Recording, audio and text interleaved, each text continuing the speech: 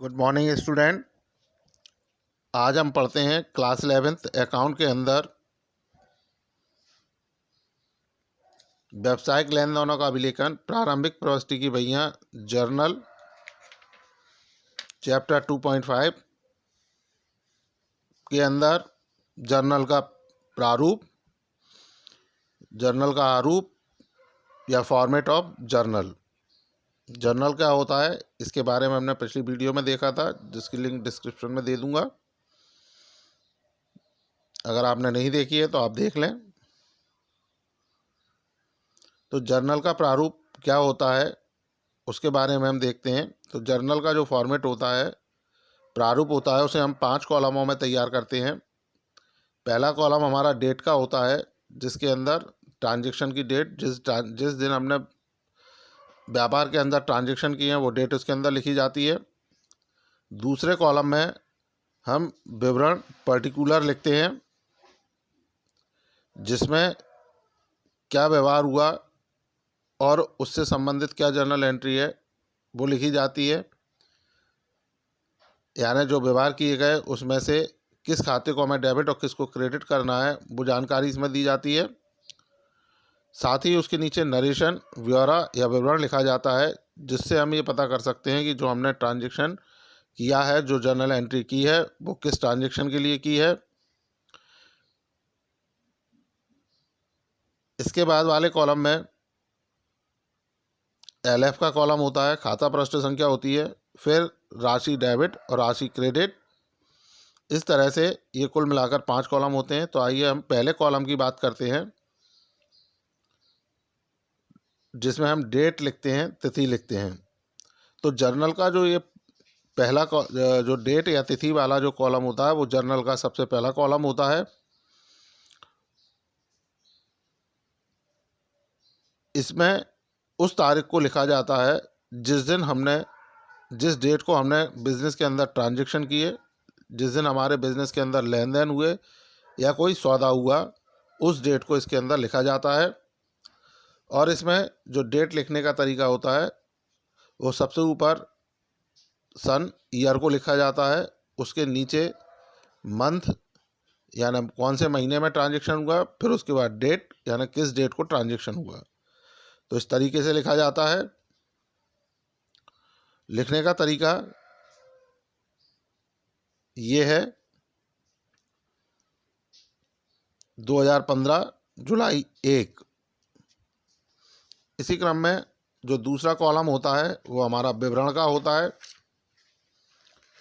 तो विवरण में क्या लिखा जाता है, आइए उसको देखते हैं। तो यह दूसरा खाना होता है, यानी जो विवरण का कॉलम है दूसरा कॉलम है। इस स्तंभ में लेन देन का पूर्ण विवरण लिखा होता है, यानी जो भी ट्रांजैक्शन हुए उसकी पूरी डिटेल होती है, पूरी जानकारी होती है। लेन देन से संबंधित खातों के नाम, कौन सा डेबिट होगा और कौन सा क्रेडिट, यानी जो भी हमारे ट्रांजैक्शन है उनमें से हमें किस खाते को डेबिट करना है और किस खाते को क्रेडिट करना है, ये लिखा होता है। डेबिट वाले खाते के सामने हम DR शब्द डेबिट का प्रयोग करते हैं और क्रेडिट किए जाने वाले खाते के पहले हम टू शब्द का प्रयोग करते हैं। इसी खाने में प्रविष्टि करने के बाद नरेशन यानी ब्यौरा दिया जाता है, ताकि उस लेखे की पूर्ण जानकारी प्राप्त हो। इसको लिखने का तरीका ये है, cash account to capital account, capital brought in the business, ये नरेशन हो गया। अगला कॉलम है तीसरा नंबर का खाता पृष्ठ, लेजर फॉलियो, जिसे हम LF भी कहते हैं। तो तीसरा खाना खाता पृष्ठ लिखने के लिए होता है, यानी लेजर का पेज नंबर लिखने के लिए होता है। जब सौदों की खतौनी खाता बही में संबंधित खाते में की जाती है तो उस खाते के पृष्ठ का नंबर प्रत्येक प्रविष्टि के सामने लिख दिया जाता है। यानी जब भी बिजनेस के अंदर ट्रांजैक्शन होते हैं तो जर्नल में लिखने के बाद उनकी पोस्टिंग हमें लेजर में करनी होती है, यानी खतौनी, खाता बही में खतौनी करनी होती है, लेजर पोस्टिंग करनी होती है। तो लेजर पोस्टिंग करते समय लेजर अकाउंट के अंदर हमने जिस पेज पर उस खाते को बनाया है या उस खाते को खोला है, उसका पेज नंबर LF वाले कॉलम में लिखा जाता है। चौथा कॉलम होता है रकम और पांचवा कॉलम होता है रकम, यानी चौथे और पांचवें कॉलम में हम अमाउंट लिखते हैं। तो चौथे कॉलम में जो रकम लिखी जाती है वो डेबिट की जाने वाली खातों की रकम लिखी जाती है, और पांचवें कॉलम में जो रकम लिखी जाती है वह क्रेडिट किए जाने वाले खातों की लिखी जाती है। इससे यह स्पष्ट होता है कि किस खाते में कितनी रकम लिखी गई है, यानी कौन से खाते को कितनी राशि से डेबिट और किस खाते को कितनी राशि से क्रेडिट किया गया है। अगला है वर्णन, ब्यौरा या संक्षिप्त विवरण, जिसे हम इंग्लिश में नरेशन बोलते हैं।